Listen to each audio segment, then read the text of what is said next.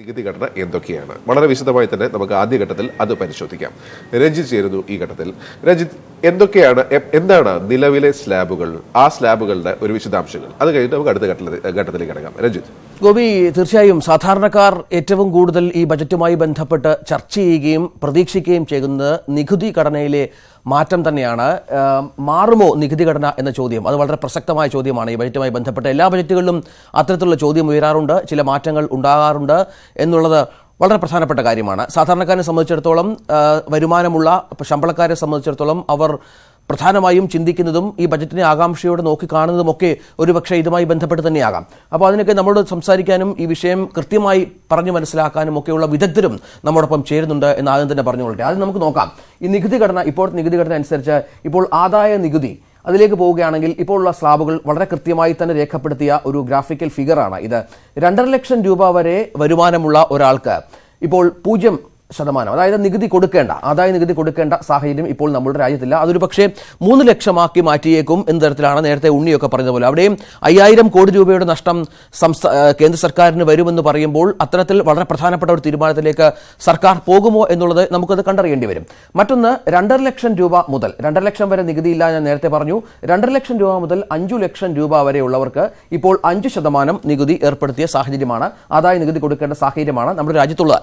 മറ്റൊന്ന്, 5 ലക്ഷം മുതൽ 10 ലക്ഷം വരെയുള്ള സ്ലാബ്, അവിടെ 20% നികുതി ഏർപ്പെടുത്തിയിരിക്കുന്നു.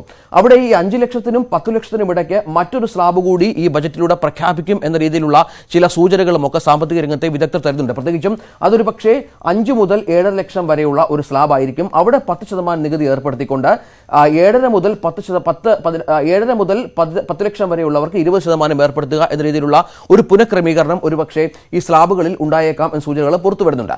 നമുക്കറിയാവുന്നതുപോലെ 10 ലക്ഷം രൂപ മുതൽ 30% നികുതിയാണ് രാജ്യത്ത് വരുമാനമുള്ളവർ നൽകേണ്ടത്. നമ്മളൊപ്പം ഇപ്പോൾ ശ്രീ സുധാകർ റാവു സാർ, അദ്ദേഹം കഴിഞ്ഞ 10-30 വർഷമായി ഈ രംഗത്ത് വിദഗ്ധനാണ്. അദ്ദേഹം ഈ രംഗത്ത് ഇതുമായി ബന്ധപ്പെട്ട് എന്നേക്കാൾ കൂടുതൽ പ്രേക്ഷകരോട് ഈ കാര്യം സംവദിക്കാൻ അറിവുള്ള ഒരാൾ കൂടിയാണ്. സാർ, നമ്മുടെ രാജ്യത്തെ നികുതി ഘടനയുമായി ബന്ധപ്പെട്ട ഒരു ഗ്രാഫിക്കൽ ഫിഗറാണ് ഇത്. ഇതിൽ സാറിന് പറയുന്നത് നമ്മുടെ ഈ ലോകരാജ്യങ്ങളെ എല്ലാം കമ്പയർ ചെയ്യുമ്പോൾ നമുക്ക് ഈ ഒരു നികുതി ഘടനയെ നമുക്ക് എങ്ങനെ വ്യാഖ്യാനിക്കാം? എന്തെങ്കിലും തരത്തിലുള്ള മാറ്റം ഈ ബജറ്റോട് നമുക്ക് പ്രതീക്ഷിക്കാമോ?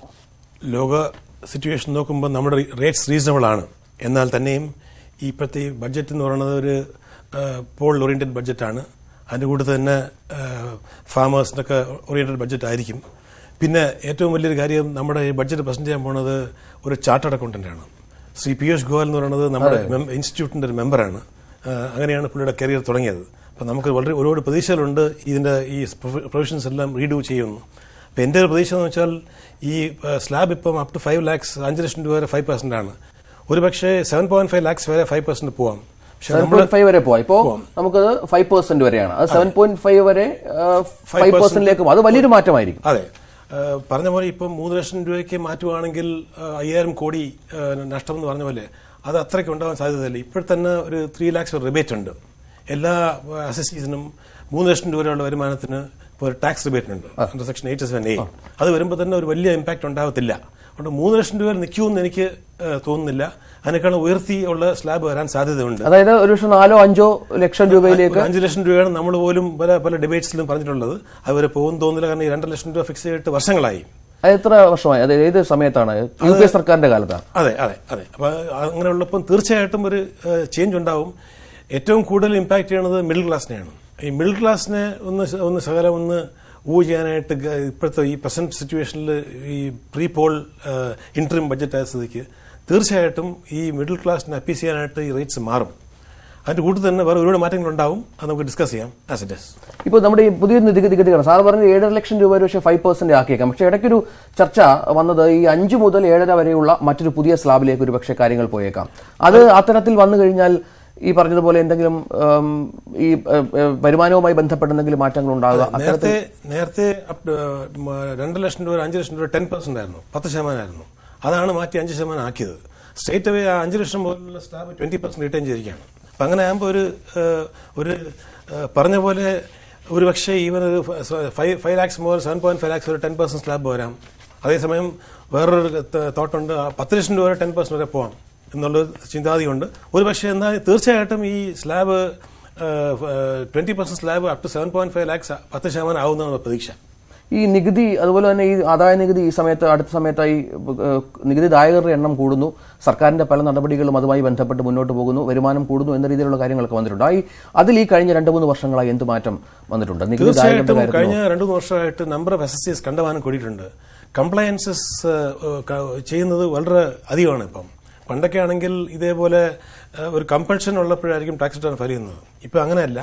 ഇപ്പം systems are geared so much that information goes to the department in many ways. വസ്തു വിറ്റാലോ, ക്രെഡിറ്റ് കാർഡ് ഉപയോഗിച്ചാലോ, ബാങ്ക് ഡെപ്പോസിറ്റിൽ ഇൻട്രസ്റ്റ് വന്നാലോ, കാറ് വാങ്ങിച്ചാലോ എല്ലാ ഇൻഫർമേഷനും അവർക്ക് അങ്ങോട്ട് പോകുന്ന സ്ഥിതിക്ക് ആളുകൾക്ക് റിട്ടേൺ സബ്മിറ്റ് ചെയ്യാനായിട്ടുള്ള ഒരു ആവശ്യം വന്നിരിക്കുകയാണ്. അങ്ങനെയുള്ളപ്പം കൂടുതൽ ആളുകൾ വന്നിട്ട് അവർ ഇൻകംസ് ഡിക്ലെയർ ചെയ്തിട്ട് ടാക്സ് പേ ചെയ്യാണ്. എൻ്റെ അഭിപ്രായത്തിൽ ടാക്സ് കംപ്ലയൻസ് എന്ന് പറയുന്നത് വളരെയധികം ഇമ്പ്രൂവ് ആയിട്ടുണ്ട് കഴിഞ്ഞ ഒരു 5 വർഷമായിട്ട്.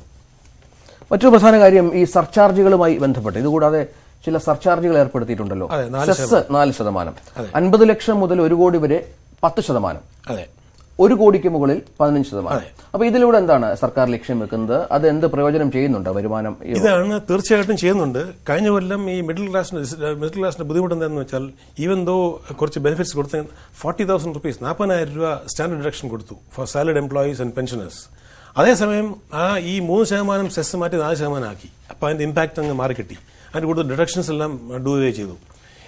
ഒരു സ്കൂൾ ഓഫ് തോട്ട് ഉണ്ട്, ഈ മെഡിക്കൽ റീഇംബേഴ്സ്മെന്റും കൺവെയൻസ് അലവൻസ് എല്ലാം നേരത്തെ എടുത്ത് മാറ്റിയത് വീണ്ടും ഒരു ഡിഡക്ഷനായിട്ട് എക്സംഷനായിട്ട് ഇൻട്രൊഡ്യൂസ് ചെയ്യാം. ഈ 4% വന്നപ്പോൾ അവർക്ക് ആ 40,000 രൂപ കൊടുത്തതിന് ബെനിഫിറ്റ് ഒന്നും കിട്ടിയില്ല. അതുകൊണ്ട് ഒരുപക്ഷെ അത് കാരണം ഈ 1-2 അലവൻസസ് എല്ലാം, കാരണം കൺവെയൻസ് അലവൻസസും മെഡിക്കൽ അലവൻസസും എസെൻഷ്യൽ അലവൻസസ് ടു എംപ്ലോയീസ് ആണ്, അതിനൊരു ടാക്സ് കൊടുക്കുകയാണ്. ഇപ്പോൾ ഒരു ബ്ലാങ്കറ്റ് അലവൻസ് ഉണ്ടെങ്കിൽ തന്നെയും അത് പോരാ എന്നാണ് ഒരു ചിന്താഗതി. അത് ഈ സർക്കാർ ഇത് പുതിയ ഈ 50 ലക്ഷം മുതൽ 1 കോടി രൂപ 10%, 1 കോടിക്ക് മുകളിൽ 15% എന്നൊക്കെ പറയുന്നത് സാധാരണക്കാരനെ ഒരുപാട് ബാധിക്കുന്ന വിഷയമല്ല. അത് ഈ വൻകിട പണക്കാരെ വലിയ മാറ്റം ഉണ്ടാവാൻ സാധ്യതയില്ല. കാരണം ഈ 10% വന്ന കഴിഞ്ഞ വർഷമാണ്. ഈ 10% ആയിരുന്നു എബോ 1 crore. അതിപ്പോൾ മാറ്റിയിട്ട് ഇപ്പം 10% എബോ 50 lakhs-ഉം 15% എബോ 1 crore ആക്കിയത്. അതിന് മാറ്റം വരാൻ സാധ്യതയില്ല.